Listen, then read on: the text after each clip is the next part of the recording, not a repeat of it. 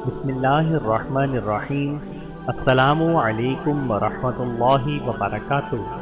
حضرت ارقم بن ابی الارقم رضی اللہ تعالی عنہ کا قبول اسلام۔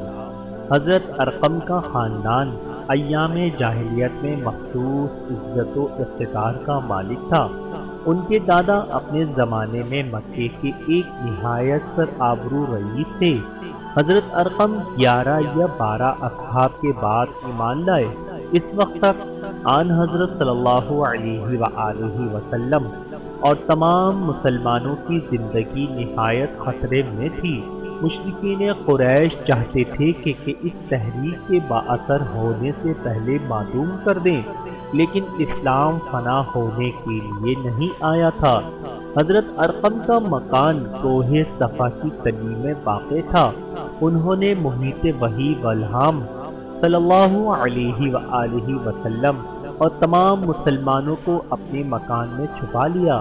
حضرت عمر فاروق رضی اللہ تعالی عنہ انہی کے گھر میں اسلام لائے تھے۔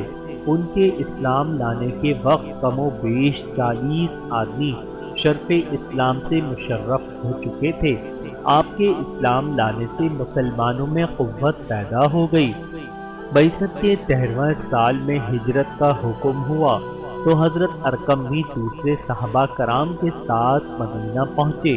حضرت ارقم بن ارقم رضی اللہ تعالی عنہ پر اللہ رب العزت کی کروڑوں رحمتیں نازل ہوں، آمین ثم آمین۔